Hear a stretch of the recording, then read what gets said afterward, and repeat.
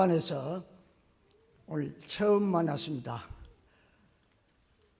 사랑하시는 우리 주님의 교회 성도 여러분, 날마다 승리하시는 여러분 되시기를 바랍니다. 지난 금요일이죠. 오후 2시쯤 제가 CNN 방송을 틀어보니까 여러분도 아마 보신 분 있죠? 미국의 국무장관 폼페이오 국무장관이 한국계 미국인 3명을 북한에서 이렇게 돌아올 수 있도록 조치를 취해가지고 볼티모어의 공군기지에 내리는 것을 그대로 다 중계를 해 주었습니다. 저는 맨 처음에는 몰랐는데 보니까 대형 성조기, 미국 국기죠. 성조기를, 이 기중기를 가지고 양쪽에 거득 들어놓고 저게 뭔고 했는데 그 비행기가 나중에 보니까 그 앞에 와서 서더라고요. 그런데 미국 이 트럼프 대통령 내외와 또 부통령 네 분이 이렇게 새벽 3시에, 거기는 새벽 3시입니다. 새벽 2시죠. 그러니까 동부 시간으로. 그런데 그 밤중에 이 사람들을 마중하러 나오는 걸 보고 제가 깜짝 놀랐습니다. 도대체 어떻게 해서 이것이 무슨 의미를 가지는지, 거기에 대해서 정치적인 의도를 제가 다 고려할 수 없고요. 그러나 분명한 것은 하여튼 미국의 트럼프 대통령이 남에게 알리고 자기가 이런 사람이다라는 걸 이렇게 과시하는 그런 사람이라는 것을 보도를 통해서 많이 보았기 때문에 상당한 의도가 있다고 저는 생각을 했습니다. 근데 오늘 제가 여러분들에게 말씀드리고자 하는 것은 이와 같이 세상적으로 크게 세상적으로 이렇게 드러나는 그런 일방적인 방법과는 좀 다른 내용을 말씀드리고자 합니다. 그래서 본문을 기초로 해서 세례 요한보다 큰 자라는 제목으로 나는 최대 위인 세례 요한보다 큰 자이다 라는 이 요지의 말씀을 드리고자 합니다. 우리 본문에 보면 예수님과 세례 요한이 역사적으로 만나고 있습니다. 이것은 구원 역사의 중대한 변화입니다. 어떤 변화입니까? 세례 요한까지의 옛 세대와 예수님의 때로 뚜렷이 구분이 이루어집니다. 세례 요한과 그리스도로 오신 예수님 사이에 이렇게 분명한 역사적인 구분이 생겼다 이 말입니다. 이걸 특별히 13절에서 강조하고 있습니다. 글자 그대로 번역하면 모든 선지자와 율법은 세례 요한까지 예언하였다고 했습니다. 세월의 흐름을 따지자면 율법과 선지자의 시대는 구약 시대를 말합니다. 이것은 세례 요한으로 마감이 된다는 것이 우리 본문의 내용입니다. 그리고 이어서 예수 그리스도의 새 시대가 열렸다는 것입니다. 이것은 역사를 이렇게 유대주의의 시대가 막을 내리게 하고 하나님의 나라가 시작되고 있다는 말입니다. 조금 전문적으로 이렇게 얘기를 하자면 이 세상이 마감이 되고 this age가 마감이 되고 age to come, 오는 세상이 시작되고 있다 이 말입니다. 그래서 오늘 우리가 사는 이 땅 위에는 이 세상과 오는 세상이 이렇게 포개져 같이 있습니다. 그러나 저와 여러분은 벌써 이 세상에 속한 것이 아니고 하나님의 나라, the age to come, 오는 세상에 속하여 있는 귀한 복된 자리에 있다는 것을 믿으시기 바랍니다. 그런데 여기서 우리는 예수 그리스도가 어떤 분인가? 주님이 어떤 분인가에 대해서 어떻게 해서 이분이 이렇게 역사를 둘로 나누고 또 나아가서 이렇게 이제 방금 얘기한 대로 지금 이렇게 우리가 같은 이 세상이라도 이 세상과 오는 세상이 이렇게 공존하게 하는지, 이런 거에 대해서 우리가 관심을 특별히 가져야 하는 이 시간입니다. 우리는 예수 그리스도께서 시기적으로 단지 1세기에 지역적으로 저 중동의 팔레스틴 지역에 살던 분이라고 이렇게만 알아서는 너무 육신적입니다. 그보다도 예수님은 온 교회적인 분입니다. The whole church person.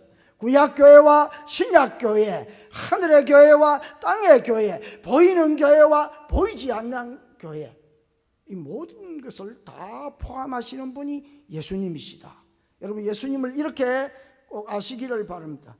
혹은 예수님을 만유적인 분이시다, 이렇게도 말을 합니다. 다시 말해서 예수님은 구약교회와 신약교회, 즉 모든 신자들을 포함하는 분이고 우주보다 크신 분이고, 그리고 이걸 만유 혹은 만물, 이는 같은 말인데요, 그래도 만유란 말이 좀 더 합리적인 번역인 것 같습니다. 또한 예수님은 만유적이신 분이시다.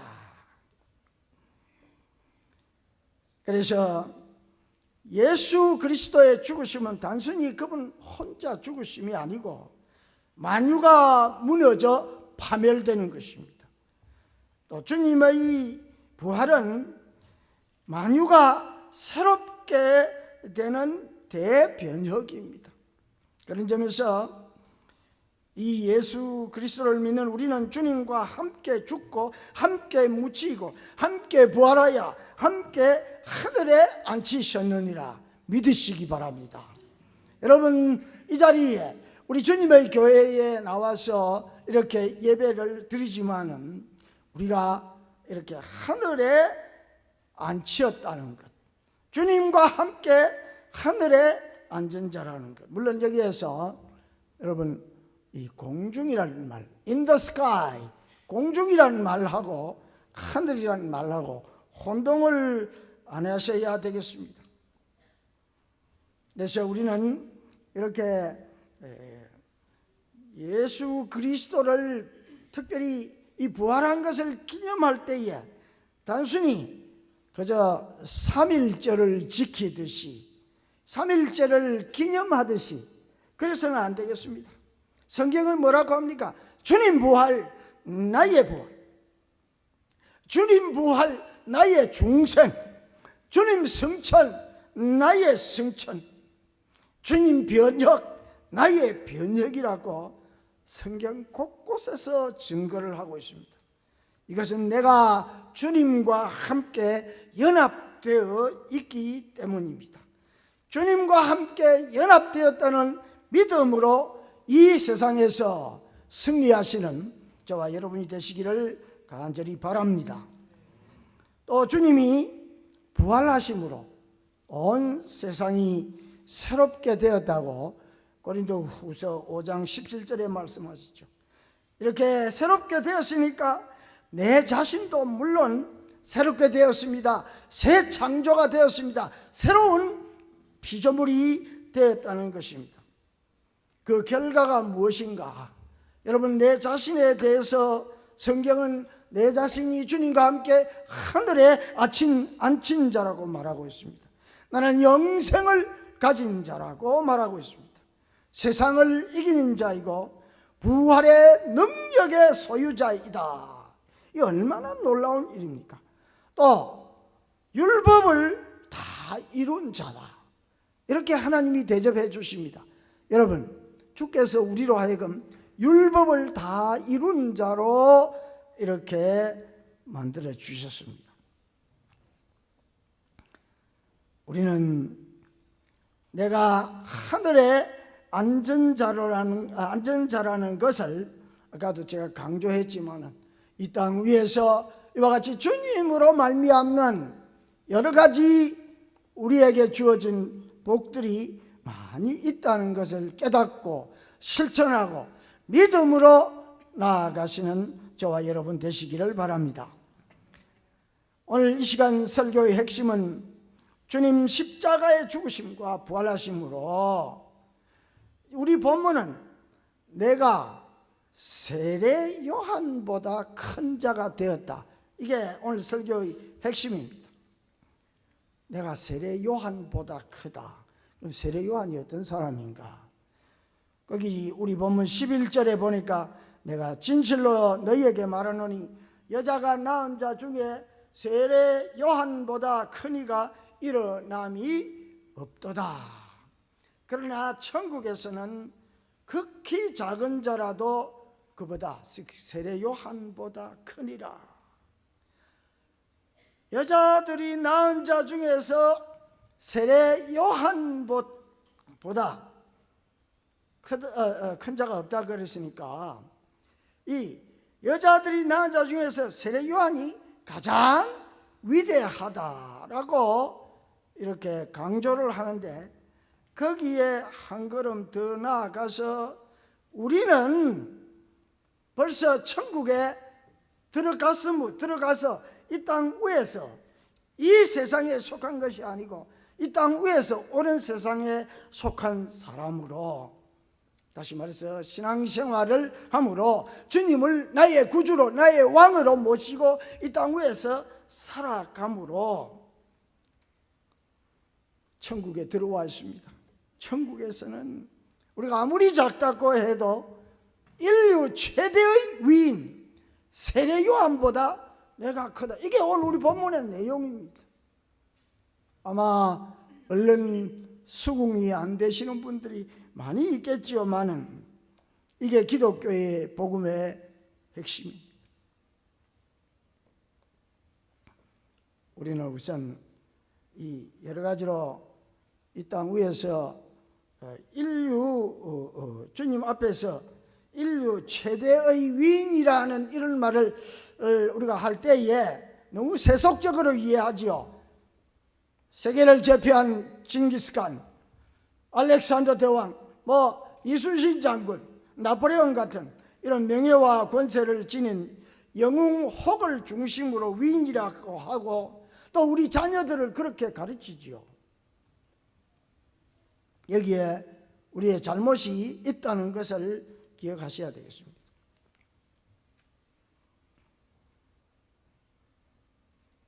그런데 우리 예수 그리스도께서 말씀하시는 이 큰 자, the great man, 위인이라는 말은 다른 의미가 있습니다.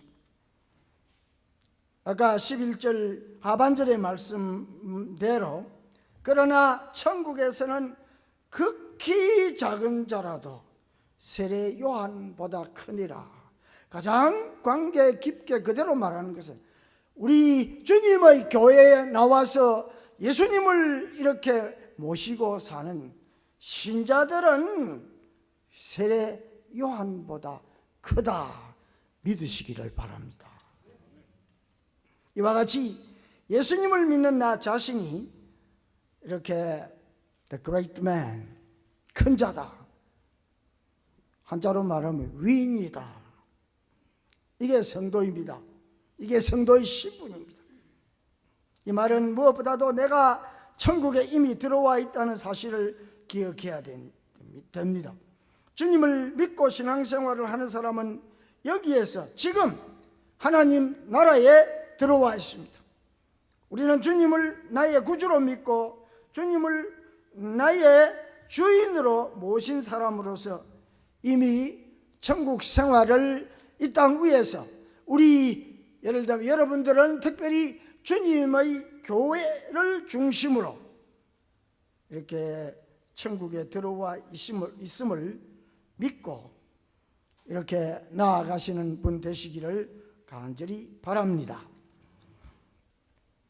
그리고 이미 신앙생활하는 성도들은 천국의 삶을 이 땅 위에서 시작하였으니까 세상의 모든 것이 다 여러분들에게 좋도록 돌아오기보다도 반대로 여러 가지가 맞지 않는 것이 많이 있다는 것도 기억해야 되겠습니다. 어쨌든 나 자신은 세례 요한보다 큰 자입니다. 따라서 우리는 예수님이 말씀하시는 큰 자가 이미 되었습니다. 그런데 이 사실을 잊어버리고 엉뚱하게 인간적으로 세속적으로 크고자 하고 남에게 인정받고자 하는 것이 이게 문제입니다. 아까 제가 얘기한 그 트럼프 대통령의 하는 일도 왜 그 이북에 잡혔다가 그 포로가 되었다가 그렇게 석방된 그것이 얼마나 큰지 저는 상상을 못하지요. 얼마나 크길래 밤중에 새벽 2시입니다. 밤중에 대통령 4분과 부통령 4분이 마중을 나왔다. 여러분 이게 상상이 됩니까?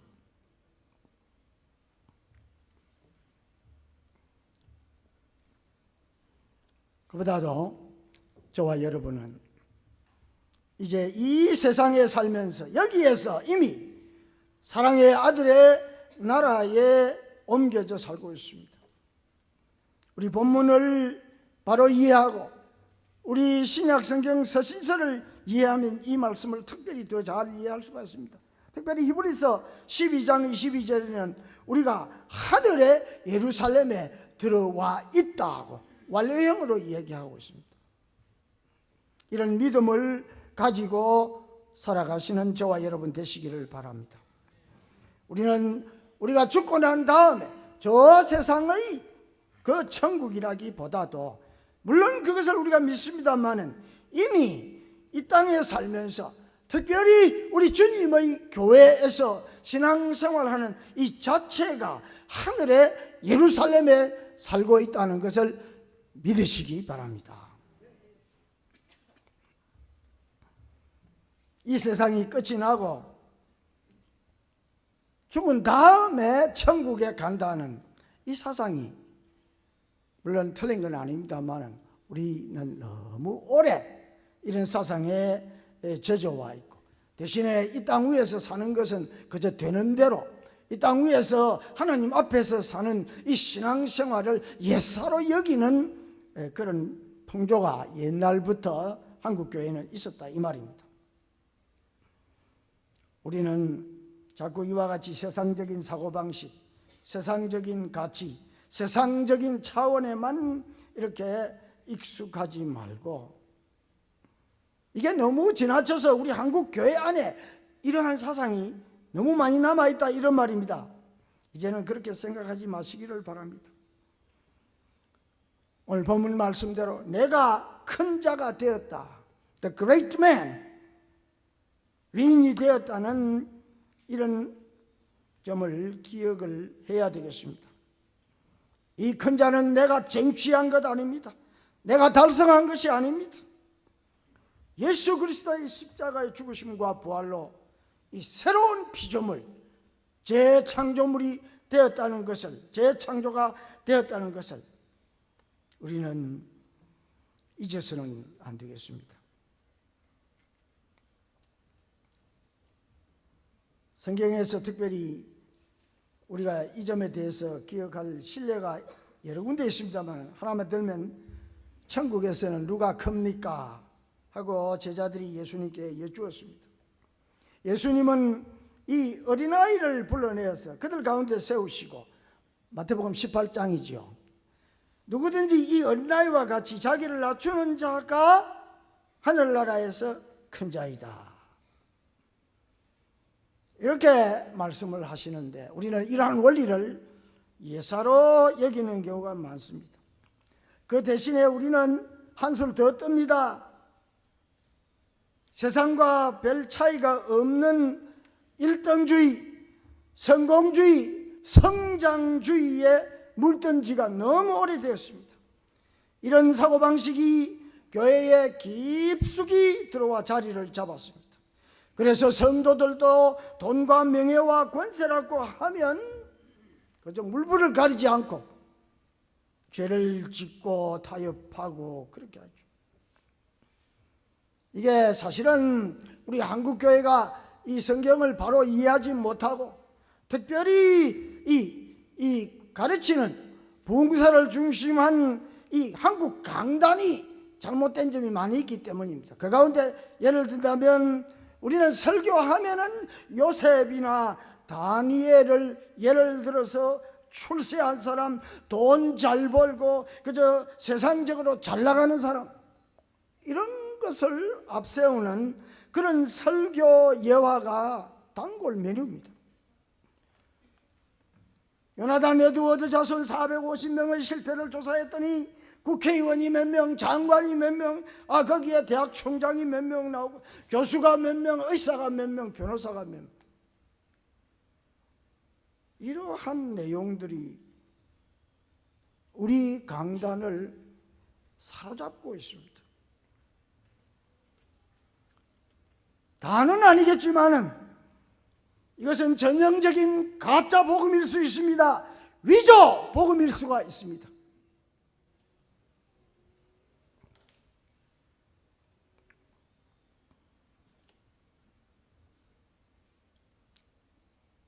이것은 우리 사회 여건에 맞추어서 특별히 이 성장 제일주의에 맞추어서 이렇게 되어진 결과입니다. 사실은 우리 목회자들이 바로 서서야 했는데, 이 본문을 바로 읽었어야 했는데 그러지 못한 점이 많이 있습니다.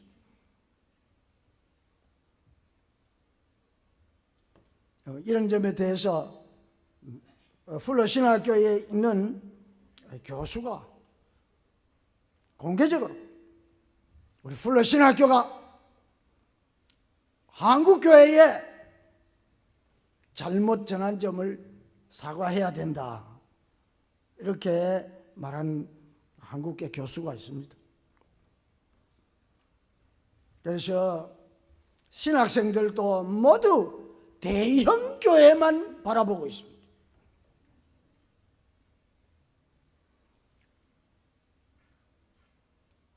큰 교회가 큰 일을 한다, 이런 신화에 사로잡혀 있습니다. 그렇지 않습니다. 아주 작은 교회의 목회자들은 자포자기하고 있고, 이렇게 교회는 물량주의로, 자본주의로 이렇게 성경을 이해하고, 그러니까 성도들이 성경을, 기독교를 잘못 이해하는 경우가 많이 있다, 이 말입니다.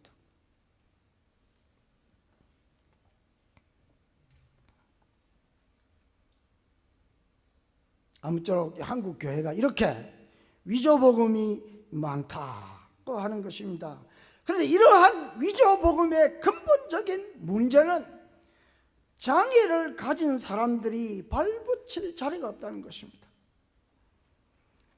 장애인이라고 별 볼 일 없는 사람으로 여기는 그런 일들이 장애인 자신에게 특별히 많이 심어주고 있는 게 한국교회 강단입니다. 장애인들이 패배하고 실망해서 살고 싶지 않게 하는 복음이 아니고 가짜 복음을 전하는 경우가 너무 많이 있습니다. 이제 말을 맺겠습니다. 큰 자가 된 나의 임무는 이 맡은 일에 충실을 해야 되겠는데, 주님께서 우리로 하여금 큰 자가 되게 하셨으니 큰 자답게, 주 앞에서 큰 자답게, 즉 천국 백성답게 살아가는 우리가 되어야 되겠습니다. 우리는 이미 천국에 들어와 있다고 했습니다. 그래서 큰 자가 된 것은 이건 내가 쟁취한 것 아닙니다. 이것은 주님의 선물입니다. 세상 사람이 알아주는 사람이 되기보다도 하나님의 뜻대로, 주님 나라의 원칙대로 신실하고 유능하게 주의 나라가 확장되고 뻗어가고 전진할 수 있도록 우리의 삶을 이끌어 나가야 되겠습니다. 사랑하는 주님의 교회 성도 여러분, 이미 우리는 큰 자가 된 것을 믿고 맡은 일에 신실하게 살아가는 길밖에 없습니다. 하나님은 성공주의자가 아닙니다. 하나님은 성실주의자입니다. 주님은 1달란트, 2달란트, 5달란트 가진 자를 차별하지 않으셨습니다. 오직 자기 몫으로 얼마나 신실하였는지 물으셨습니다. 주님의 교회 사랑하는 성도 여러분, 이미 큰 자가 된 것을 믿고 살아가시는 저와 여러분이 되시기를 간절히 바랍니다.